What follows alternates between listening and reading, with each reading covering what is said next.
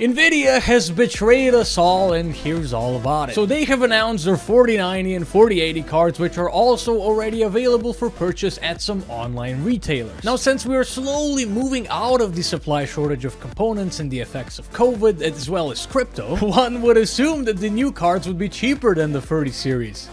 Right? No, they're extremely expensive, far more than the previous generation. I mean, the 4090 is retailing for 1900 euros in Europe at the moment. Is this some crazy inflated price? No, it's actually supposed to be under MSRP for the European market. Also, I'm kind of sick, but that won't stop me from bringing you the tech news, so please follow for more, or else I will die and sue you afterward. Unfortunate, but Nvidia seems to be doubling down on their enterprise market, and if any gamers want some cards in the meantime, well, it's gonna cost a lot. So do you guys remember when GPUs used to be not cheap, but more reasonably priced? I mean, look at this. Remember when the first GTX Titan ever came out? That MSRP'd at $1,000. I mean, these days, what, are you even gonna be able to get a 4080 for that amount? Not really. I mean, look at that, 1500 euros on the European market right over here. So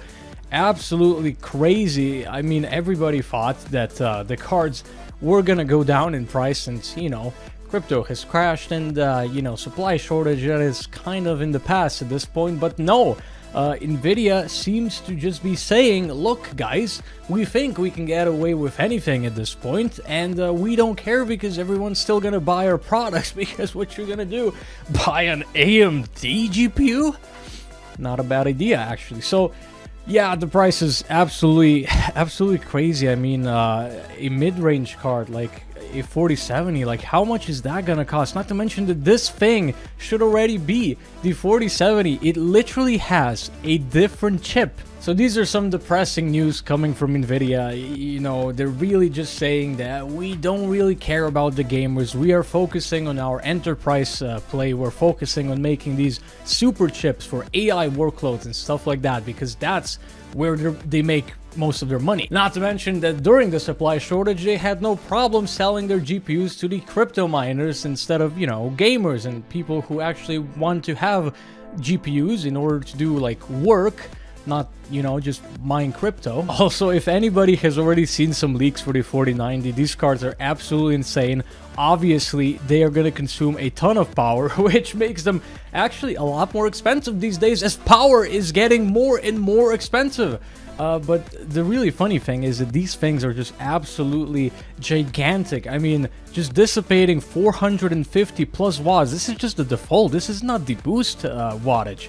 Dissipating that amount of heat, you actually need a gigantic heatsink for that. So it's gonna be a pretty interesting generation, to say the least, and who knows, it's gonna be interesting to see what AMD will do with their GPUs. Will they just follow Nvidia and also, you know, cash in, make some nice profit, or will they come in with lower prices? But you know, at that point Nvidia will also probably slash their prices. So for AMD, if they just come out with high price points as well, it's gonna work out for AMD. So man, the 40 series, you know, I was quite excited for these things, but I mean, after we don't have the benchmarks yet, but I mean, it kind of doesn't matter at this point. It's just who's gonna be able to afford these things, you know?